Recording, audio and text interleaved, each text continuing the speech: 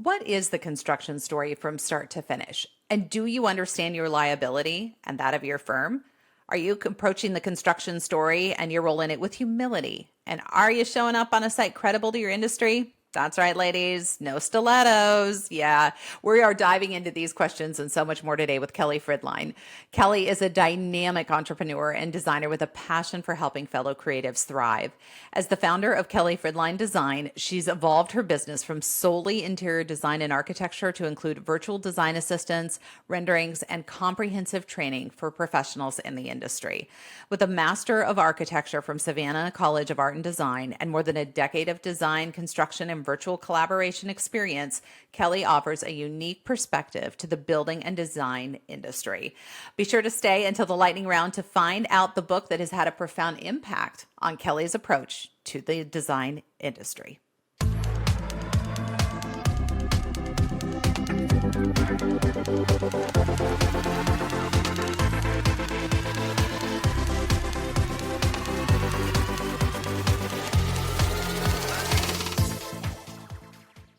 Hey, Kelly, welcome to the show. Hey, Katie, thanks for having me. We're so excited that you are here because it's a conversation we've been wanting to have for a really long time. That when we started working together on a job a while back, we're like, we need to tell the construction story. It's interesting in design school. It's like one of those things that you're like, it comes up, but it doesn't come up officially. It's in passing, I feel like a lot of times, instead of fully understanding all of the people integrating into the construction story, what our role is, and fundamentally, what is the construction story? Let's just start there. What is the construction story? What does that even mean? Right. Well, I'm going to hark back to like design school in the Do sense it. of, so our experience is slightly different in that I went for architecture, you went for interior design. Yep. And I remember in school, I'd see all the interior designers, and they were just as hard, if not harder, sometimes than the architecture students. Um, The truth is, though, it doesn't matter what design program you're in, they don't really teach construction. They'll teach the fundamentals of Agreed. it, but I think the overall, and I think this is where a lot of designers get confused too when they're doing the hiring process. They expect, hey, I'm going to hire someone out of school, they're going to be my intern, but they're going to know everything. And they don't. You're taught how to design in school. There's a reason why they're doing site plans and they're designing things on Mars. Right. I feel like it's very Like, idealistic and not necessarily anchored in reality.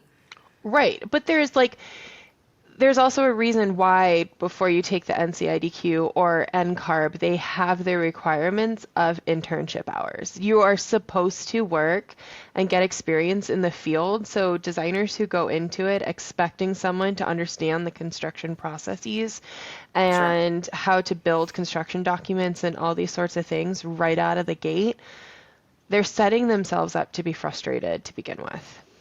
I think that's an absolutely great point. And that's the why to this conversation is this is your idiot's guide to the construction story. We're going to do this in Right. a half an hour and explain it to you as to how this works and what our role really is in it and knowing those other players. So let me ask you, how would you describe the construction story from start to finish? When I use the term construction story when I'm training or talking to other interior designers, it's the overall process from the very start of a client reaching out and saying, "Hey, can I schedule a 20-minute consult with you over the phone to see if like it's going to work?" All the way down to getting your certificate of occupancy and being there to do the walkthrough. And that is where a lot of people don't realize that your whole documentation process before a shovel even hits the ground is part of that construction story. It's part of your building up to limit your own liability and understanding that your contractors and their subs and any kind of architects or additional team members that you're working with is going to relate your professionalism based off of that very first meeting. Dead on. And I can't stress enough, you brought up such a key word, which is liability. We begin building our liability or protecting our liability right out of the gate, which is why documentation in the construction story is everything. Because when it all falls apart, and it seems like on every job there's a fall apart, it's somewhere, there's a hiccup somewhere in the process, and then the fingers start pointing. And having your story documented so you know where you're at is incredibly important. And that's part of the contract process. So this is Starts where right out that of the gate. initial, so and that's a big thing that I found with my background being architecture. And I had started the whole process of taking the exams, and I realized that for what I love doing, being licensed isn't necessarily something that I absolutely need. However, I have the experience. I do know the overall contracts required and what is provided by AIA, or the American Institute of Architects. And if interior designers were even provided the ability to look at and understand what these general contracts are, because I feel like contracts are Yeah. provided by so many sources in the interior design industry versus there's very specific one that if you are part of AIA, you're generally going to go there, right? Right. Well, yeah, because they've And all been this is vetted and approved and lawyered up and done it. They've done all the hard work exactly. for you. Well, I mean, there's a reason why, I mean, architects have the lobbyists, so that's why they're one of the few professions in the design world that generally is able to make things happen on a federal and political basis, right? It's an extremely old institution that is extremely masculine, right? Which we're Versus, going to get to. We have that on the table coming up. So there's your teaser, everybody. Stick around for that part. right. But Uh, the very first thing after you talk to your potential client is you need to have a really good contract. And a contract that also specifies what that copyright and that property is. And that's something that I've found specific in the interior design industry isn't always specified or isn't fully understood. And because I was always taught, and it's in the AIA contracts, that from your very first sketch, if you are using trace paper, that documentation is part of your construction documents. Your clients paid for it. It's their property.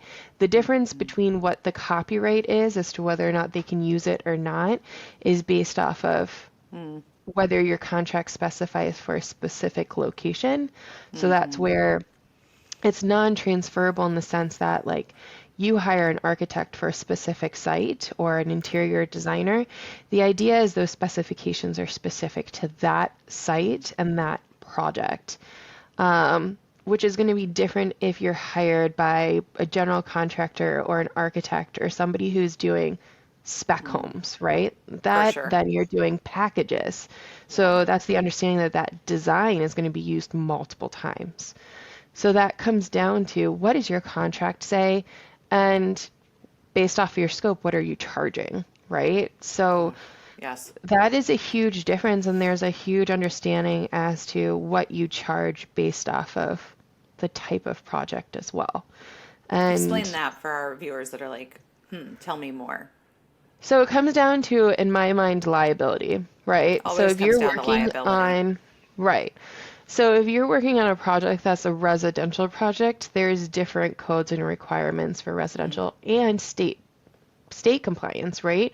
So there's Totally. some states, I use Texas as an example because I worked in Texas. I went from working in a very formal, very graphic heavy architecture firm that, we would have sets for a $3 million house that were 150 to 200 pages of 24 by 36 detailed drawings. That's I went insane. from there Yeah. to a design build firm that would build a $500,000 house at the same size as the one in New York. And they would build the entire thing with 5 sheets. And I just remember being like, Which is also where insane is, for yeah, where is where's the this happy happy? medium? Exactly. Yeah. Like, how does this play in? Because in some cases you are taught to over Yeah. design and Yeah. over detail, but there's also a liability of under designing. And you can you have a little bit more leeway with residential, especially Sure. again, it's by state. So there are counties and areas in the state of Texas that don't even require inspection to get CO for residential. Um, That I find that oddly alarming to think you could yeah, get, for those of you that don't know, CO certificate of occupancy, like you can move in without an inspection. Literally, the whole thing could fall down around your ears if you have a bad contractor right. and no You one's don't need a there auditing the permit. project. Yeah, no one's checking in to say, no, you can't just do a 2x4, you need a 4x6. Right. Um, that's insane. There's no, Yeah, there's there's no no permitting oversight. required. Yeah. And a lot of it is because of the different types of money, right? So if you're able to Uh, be in Texas and you're a rancher and you're building a house and you're able to pay cash, you don't have to go through a bank. And the bank doesn't need the drawings. They don't need all these different things. I say that there's areas in our country that the whole building process is like the Wild West, where it's like totally. as a as a as even an owner of a property, you have to really understand that you can become severely taken advantage of. And Extremely. and there's, as we all know, within the business in general, there are some professional designers who just have no morals either. Also very true. And It's true of every industry. And that's where that construction story and understanding the processes and having a firm understanding of what expectations are to begin with. You're the professional. It is it is your client's expectation that you know what you're doing. You would hopefully not go to a doctor that is supposed to be a specialist. So let's say you go to I don't know, a cardiologist. You're going Right. assuming that, like there's someone who could say, I'm a designer. I do everything.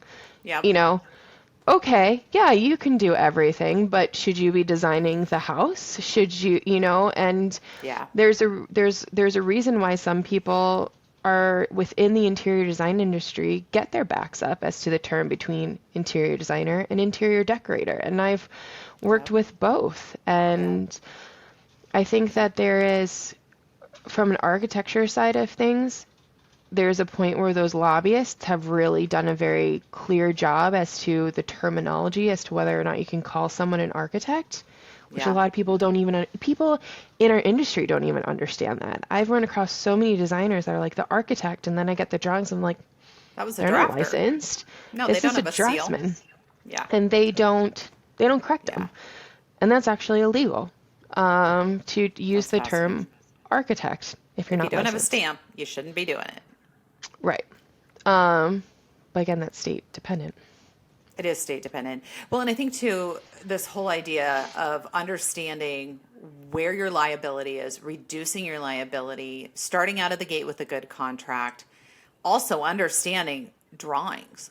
It's amazing Hmm. to me how many clients that we've had who don't understand. And a lot of what our job is, I feel like, is education. Our job, as you Right. said, we're the professionals. It's educating over and over and over every client so they understand what the process is, what the story is. We start with SDs. Once you lock in your SDs, we're going to DDs. Once you lock in your DDs, we're Hmm. going to CDs.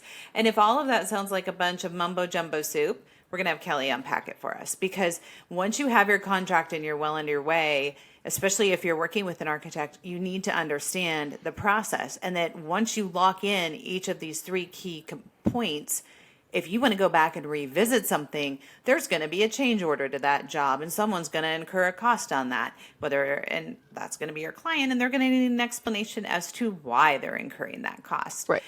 which is so important. So let's start with the first one, SDs. What are SDs? We've signed a contract. We're well underway on, well, we have a Pinterest board, let's say. We have some rough Right. ideas of what we're going for. What are SDs? Well, that's what, to me, you're using a different term than what I normally use. Feel free to The change first step is it. schematics. So Yep, your schematic schematic design. design is Yep. before any estimation's happening. Yep. So you can always say, all right, well, the average cost per square foot within what you are looking for is, let's say, for commercial, $350 to $500 a square foot, right? Sure.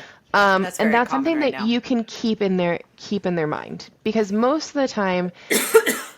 clients have a very good understanding of everything they want with little understanding of what they can actually afford. So, Yeah, we have a term. I always say we can build you the Taj, but do you have the budget for the Taj?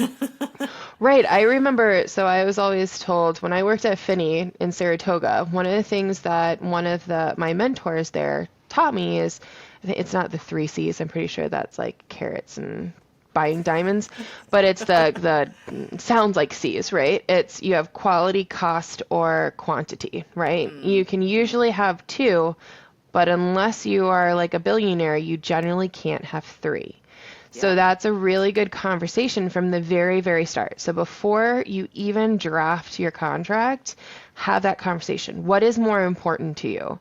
To have quality and hit your budget, or to have quantity so you can have a huge house, but Right. but based off of your budget, you may lose that quality, right? You may You're going to have a skip very corners. different finish schedule than what you might be thinking you're going to get.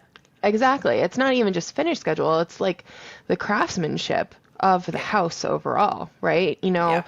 There's a Yep. big difference building a frame using 2x6s versus 2x4s. And if you're in an area Huge. that gets a lot of crosswind, you better assume that your house, you're going to feel like you are the little pig with straw. That's a great way So to put it. It's funny, you don't think about a 2x4 being that different from a 2x6 after living in Oklahoma. Huge it's difference. huge. You want yourself some 2x6s when it's tornado And season. I'm that's just the saying. ironic thing too, is in Yeah. like I've lived in Oklahoma too. I mean, Yep. they'll put brick veneer on everything, but you can still feel the wind basically hitting your drywall.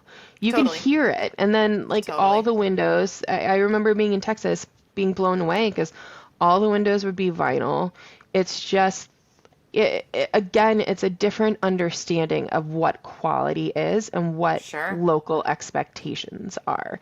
And that is something that I think is really important for designers to know too, because at the same time, when we built our house in Texas, when my husband was in the Army, we built, I mean, it was a relative cookie cutter style house. It was Sure. a semi mass produced, and yet at the same time, they let us customize things.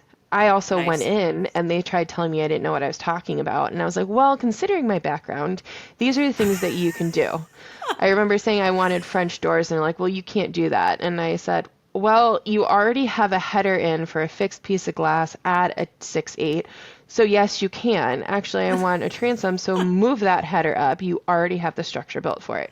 So there were just At which some point their things that they jaws on couldn't the pass. floor. Yeah. Yeah. Yeah, yeah. Well, I remember the foreman doing our walkthrough. My husband, he is an artillery officer. He's not his forte is not construction, right? It is Sure. not a building. And so Yeah. he's out there like we've got these huge army level like moving trucks moving our stuff in, and he's like checking everything off, and the this foreman who is like the epitome of a cattleman shows up, and his wife is the one I had been working with, and she hadn't shown up yet, and he starts Oh. walking me through and explaining things like this is how you turn the faucet on, this Oh, is how what. insulting. Yeah, it was, and I mean, down to him asking, we had just gotten married, why we didn't have kids yet. Like, just my jaw dropped. Well, when his wife showed up and overheard some of the things he was saying to me, she ran right over and said, you don't talk to her like that. She knows what she's talking about. And it was just kind of like, okay, thank Thank you. you. Sister's got my Um, back. Yeah. yeah. Absolutely. I was We need more of 29 that. years old. Yeah. Probably did not look like the typical person who would know what they Sure. were talking about. Right. Um, but it was just funny. And I think it's really important that designers do know those things. And if you don't know them, humility is still key, I right? love Because that. I went from working in an architecture firm where you still do, like, the first few years that you're working in most formal firms, I think whether it's interior design or architecture, depending upon the size, you're not necessarily in field as much Right. as the Right. senior designers are, right? Sure. So I wasn't necessarily, I was doing all these design details, but I had never really sat down and saw the actual process of, hey, this is how they frame out a shower. This is how they float it. This is how they insert the drain. This is all these sorts of Yep. things. That as they were building our cookie cutter house, I was showing up and I was asking the tile guys, hey, why are you doing it this way? Why are you laying the tile out so that it is running perpendicular to the doors, right? Right. Like all of Right. these, and they sat down and they explained, well, you want to do that because if we were to run it horizontal with the doors, then as the sun hits it, then you're going to see all of the All the little grout lines. variations in how that's Yeah. working. And it's those sorts of things that being humble and asking them Yeah. to, they're going to be far more open to assisting you too.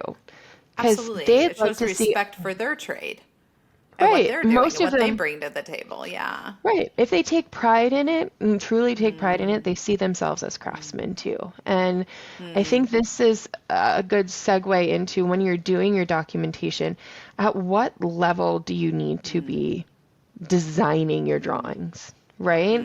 I've had designers that will do their tile details in their shower down to like exactly how they want each piece of tile to be laid.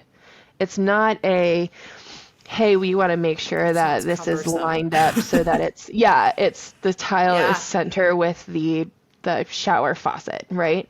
It's Sure. we've got 12 by 24s and we want them exactly like this, cut it this size, all these sorts of things. And if I have a designer asking me for that, I generally push back a bit on it because Absolutely, because you're totally tying the hands of the person who does this every day and might have a much better idea for functionality exactly. where you can still get the form you want as the designer, but you get the functionality that the client at the end of the day is going to thank you, maybe not thank you for, but they'll be grateful for 3 years down the road when they're standing in that shower still. Right. And I mean, you do hear about these absolutely horrific For sure. instances. And that's usually when you have a designer that's doing that level of detail, it's because they have had a contractor who's had a sub that has half-assed what they're doing, right? 100%. But at the same time, you are also taking that artistry away from them. So I think it's really important to not only vet your contractor, but ask them who their subs are, if you are able to do that, right? Great point. If you, at the same time, though, from a liability standpoint, consider the fact that when your clients are going through the bidding process, you should look at it as I'm assisting, unless you are becoming the Yeah. general contractor, you are assisting them with understanding which bid they are selecting and as to where that process comes in, but you really should not be looking at it as I'm advising you to hire so and so. No, you Because don't if want you're that liability, and right, it's if on you you. advise them and they hire so and so and shit hits the fan, again, they can turn around and say, well, you told me. Yeah, that's now your fan, and you get to clean it up. That's not a Right. position you want to be in. Right. And that's part of that story, right? If we keep Right. referring back, right? So when it comes to the processes, you have your initial phone call. Then you have hopefully you're going on site or you're meeting with the other team, whether you are being brought on Absolutely. before or after the architect has been hired or draftsman has been hired. Sometimes interior designers are hired during the construction process, right? So you're Yep. showing up and maybe the walls are That's like already the in place. worst to walk into. It is. I hate that part. I mean, we put that in so much of our client communication. Do you have a project coming up? Let us know about it. I mean, it's a Right. subliminal way of saying, like, don't call us when we're already into construction documents and you want us to save this. And the architect, no offense, they've just put in whatever finishes make sense to them. And now you're like, I don't like them, or I saw that and I didn't like it. Like, it's really hard to come in on a job at that point.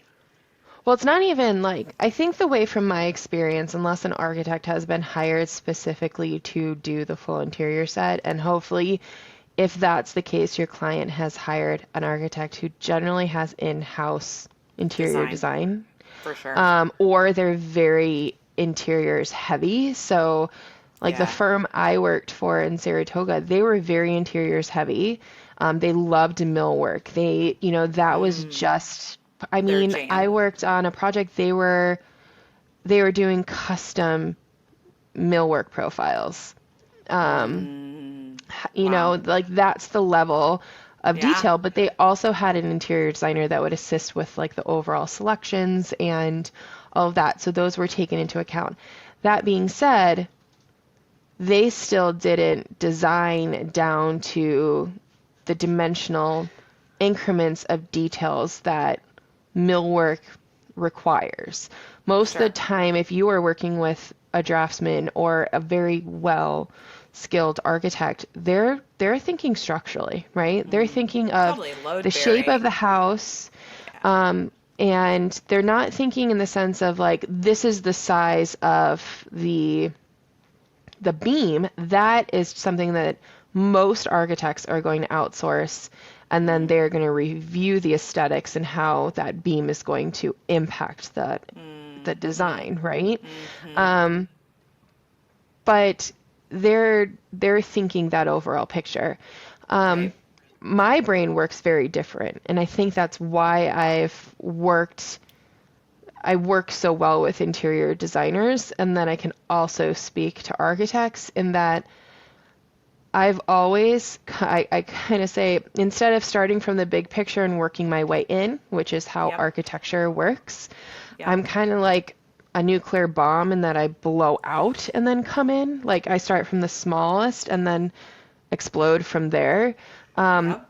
Whenever I design, and I know Katie, you've seen when we've worked together, Yep. I'm thinking of that little detail as I'm doing Which it. is I'm saying great. we're not going to have that clearance to be able to do this if we don't take that into account. And I think that that is key for interior designers to know where the mindset is from from the other design team. So, Yep. and then how, like you said, from a selection standpoint, how that impacts it, right? So architects generally don't, other than drywall, or if they are doing millwork profiles, which obviously can impact interior Sure. selections if you have a different mindset, right? Absolutely. They're making exterior selections is more often what is happening. Maybe they're doing Very some true. ceilings or basic trim work or something like that. Again, it Sure. depends on their scope if they're doing construction administration or construction management, whatever their firm likes to take on, right? Yep.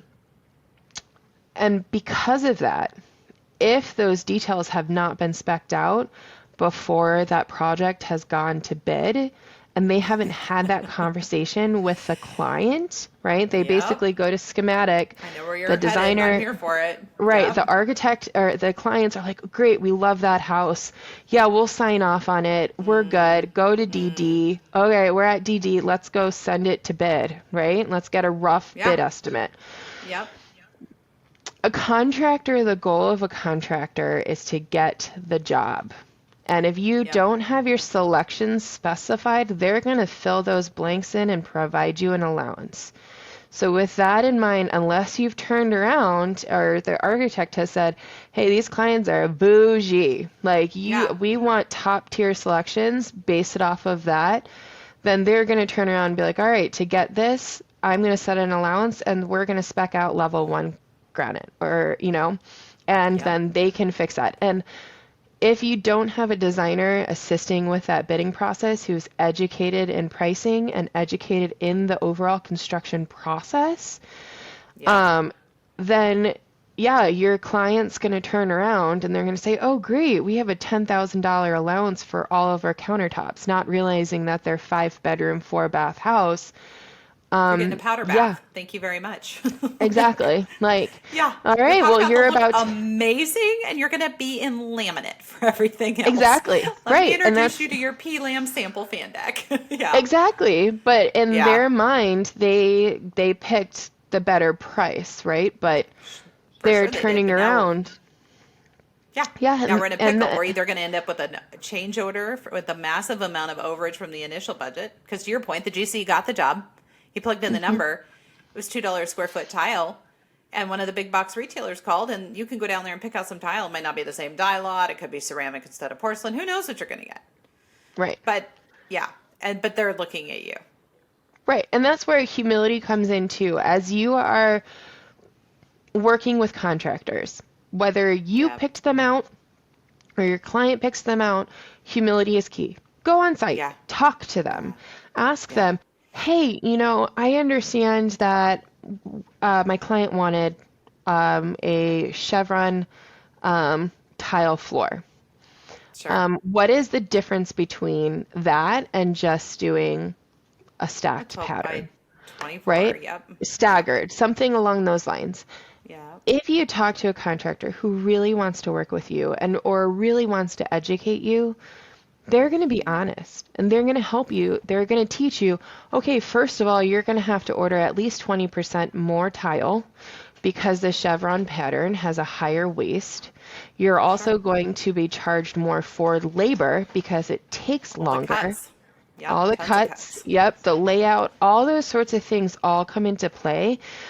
That the Yeah. more you talk to the team, the better off you're going to be. The other thing I'm going to say that I try to make it very clear to any designer, anybody who's in my Facebook group, anyone who's like, I want to learn chief architect, because Yep. they're going to tell me the square footage I need to order from tile. I'm like, oh, hell no. Keep in mind I that no so agree. matter, That's not only a no, but a hell no. yeah, no matter what software you use, construction documentation and drawing is an abstract form of the final finished product, Result. right? Yeah, absolutely. And that's the same 100%. thing with renderings. Renderings are still an abstract form. Anybody who has been in the field, who has had a project built, they're going to So know true. that, like they've Yeah. had to have a backsplash floated because the studs are irregular, right? So your wall is not actually perfectly straight. No. And No. those are the instances that you do not ever, like you should as a designer never ever, unless you're like doing basic estimates, do not provide square footage for materials. You need to make sure that your GC has their subs showing up. That includes wallpaper people. Have their subs show up. If they have a wallpaper installer, have them come. They have to give a bid anyways. Have them come and then say, okay, based off of this, and they should have your spec book if those are already selected. They should be able to look it up and say, okay, based off of the repeat of this, the type of the wallpaper, the type of the finish on the wall, because if you are in the South or in many places in the West, that means that you have a drag finish or an orange peel finish. So that is an Oh, orange additional. peel. Oh, Yeah. orange peel. But those are all instances that are going to impact the Yeah. process of the installment and how much wallpaper you have. Because I think one of the biggest learning experiences most designers have, especially if they're the ones who end up doing the final ordering of the product, is that the first time this ever happens, you're going to very quickly say, all right, and the GC can tell me the numbers. It's when you order the wrong number of boxes of tile and you are short by like 3 pieces, but that whole new box of tile plus having it overnighted is going to be an additional $600. Right. You Right. very quickly are like, and I'm not going to do this. Someone else is going to give me the number. Absolutely. And what we also need to take into account that we don't always think about is every installer is going to install slightly differently. And pattern determines so much. Pattern of Right. tile, pattern of wallpaper, pattern of all of that. And so, do you need a 5% overage? Do you need a 20% overage? Do you need stock for stock storage for all of that flooring that they're going to want to come back and rip out the squares on once 4 people spill their coffee on it? Like, in Right. addition to the cuts, there's all of this.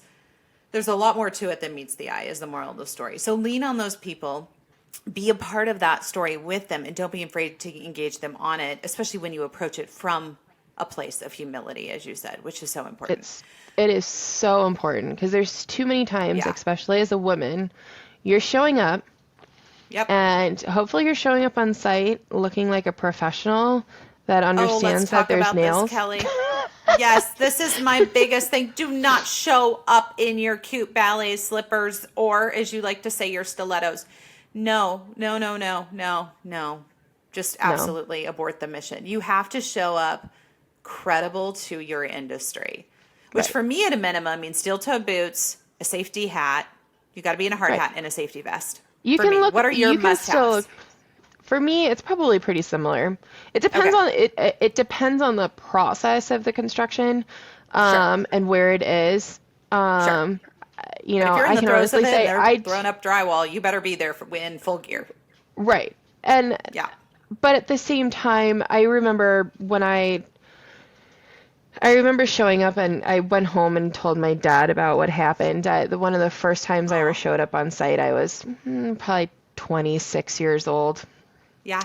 Definitely looked like a 26-year-old. And I remember one of the senior female designers, or I remember telling her, me like, she would say, make sure that you're wearing jeans, don't wear anything flashy, all these sorts of things. And I remember going home and telling my dad that first of all, and he was like, no, there's nothing more imitating than a beautiful professional woman who can stand strong and be able to hold her own without having Totally. to degrade their appearances, right? And yet at Yep. the same time, Right. so I made sure to wear those steel toe boots, but I'm Yep. pretty sure that I didn't have like loose jeans on. It was still very obvious that I was working in a professional firm. Absolutely. And but no joke, within 15 minutes of being there, and they were framing up the whatchamacallit, the frames for, I'm drawing a blank, for the foundation, right? To pour the Yep. foundation in. Yep. Yep. Out of the 4 subs that were on there building those frames, within 15 minutes, all 4 had their shirts off. So it They're was like, she's good with it, so we are too. We're rolling. right. It was the sort of thing where I'm like, I'm pretty sure that doesn't happen normally. But it was also, and that same contractor was like, the minute he found out a woman was going to be on site, he ordered me my own porta potty. And I was like, first of all, I'm not going to be on that much. You don't need to order But me thank my you own. from the bottom of my heart. Yes. But at Yeah. the same time, I also said, I don't want to be treated special.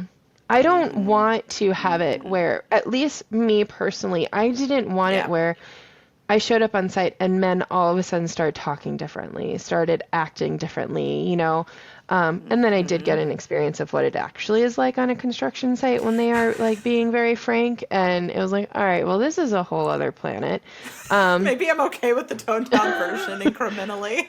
Right. But I Yeah. also didn't show up expecting those novelties, Sure. right? Like, For I sure. don't want to be treated differently in Yeah. that way either. And I think there's some designers who will show up with that, like, hey, I'm a woman and I'm going to show you that I am the boss and I designed this and you better frickin' listen to me. And How to lose your that's audience in 0.3 seconds and make sure nobody ever reaches out to you to ask any questions about your design and they're just going to build it however they want. exactly. I think it's key Yeah. to remember that while you may have that experience and you may have that design mindset, you're also joining within that construction side of things, a You're a part part of of the the story industry, again. right? Yeah. But that part of the story is still, to this day, very good old boys club. So you Yes. better be willing to, you sometimes you have to play along. You totally do. You absolutely So, do. And by the same token, I love one of the morals of your story, and I'm 100% there for it. Do not be the woman that brings donuts to the construction site. Do not. oh God, Do not. Don't give them a reason to think less of you or that you are the little lady reporting in with a cute design that they're going to execute. Yeah, I think this is really valid because it can go one of two ways. Either I am the designer and you shall build according to, and there is no conversation to be had here. Or it's, hey, I'm here. I brought some donuts. What are we going to do today? Like, how can I help? And it's like, no, you're not either one of those. You're showing up as another industry professional, pulling up an equal chair on 4 legs at the table to have the conversation right, about how we're going to build the structure for both form and for function. right. And that, I think, is a delicate balance to find. I think it's a challenge because you're right. It is a strongly male dominated industry. And I think there's women who try to use their femininity and come from a place of weakness. And then there's the domineering side, and finding the balance in between is so hard, I think, after 20 years of doing this. But it's the sweet spot where you can have the jokes and not be offended by the language or any of that. In fact, half the time we all use it, and roll with it and not be subservient at the same time. Right. The way I see it, I use this as whether it's the design process or construction. There's many times I call it the my big fat Greek wedding effect. Anyone who's seen that movie, there's a particular scene of where the mother, the aunt, and the main character are sitting at their family diner with her dad. And they want to be able to convince him to let her go to IT school. And they're like, well, he's not going to listen if we tell him. It has to be his idea. So it's that, there's that level of patience and understanding that sometimes, and this was a key thing I was taught too, sometimes you don't have to win every argument. Sometimes or get credit for the solution. Right. You have to put that bug in their ear, see how it goes. There have been more times that I have had my designs approved because I let them marinate them with them for a while. And all of a sudden it'll be, hey, what are your thoughts about doing this? I'm like, that is such a great idea. Let's do that, you know? And absolutely. Who thought of that? Exactly. But whether that is your client, whether that's anyone else on your design team, whether that is the contractor, those are the sorts of things where sometimes you just need to just go along and hope that you just put the bug in their ear. Put the bug in the ear, take the step back, and watch where it goes. Right. That's hard to do sometimes. That's really hard to do. It comes back to the humility we're talking about. And also, I think as I get older, just the patience element of just saying, okay, Rome was not built in a day, as my mother likes to remind me. And just saying, okay, this just needs, as you say, marination time. It just needs a hot minute. And I bet we'll get there. But they just need to try it a few other ways. Right. And I think the other thing, too, is to remember when you're in construction and when you are showing up on site as the designer. There's a reason why and if you don't put this on your drawings, please make sure to start adding this to your drawing sets. And it is a disclaimer that says it is the contractor is in charge of all means and methods of construction. That means that if you are showing up on site, you are only pointing out the aesthetic things. You are not telling them how to fix it. The minute you start telling them, that is your liability. Yep. This is such a good conversation. I love that we're ending right where we started. It's a liability thing. Knowing what you're doing, where to go, and equally where not to go. Right. And approaching it with humility and looking at this as a partnership where you do get that equal seat at the table is critical. Kelly, such a good conversation. Let's do the lightning round. I love the lightning round. Are you ready? Yeah. Your favorite book that has changed your life, either personally or professionally? Oh, that's rough. And I know that I've sent this. And when I think about it, I ironically haven't finished this book, but it's probably The Fountainhead. And that as far as I have gotten, it has changed my perception of the design industry and how the process works and how to act as a professional. I absolutely love it. 100% there for that. Going back, you referenced a couple times stories of in your 20s and where you were. What would you tell your 20-year-old self now if you could have a conversation with her? Probably to breathe, that you don't have to follow the linear path that everyone expects from you. That's a great one. And your best time hack. You are a mama too. You're an incredible chief architect instructor. In fact, we're going to put a link in the podcast notes where you can figure out how to go to Kelly to learn more about the construction story, more about drafting, creating, and using chief architects. She's fabulous at it. We've used her at our firm. It's been a huge blessing. What would you say is your greatest time management hack for keeping all the wheels on the bus? That's kind of funny. I think about that, and Jackie would be like, "Wait, what?" Yeah. Um, uh, for me, is having templates and processes built from the very, very start. And that's Yeah. really hard from a designer standpoint. Sometimes most of the time, there's investment in that. But Yeah. knowing how those templates and things are built are Yeah. as just, if not more important, than hiring somebody to build them for you. Um, because I've run across so many designers that are like, well, I paid someone to build this template, but there's no understanding as to how that's helping them. And it's not helped their process. So for me, it's having templates and processes in place that I eventually can just cut my time in half by having those. Yep.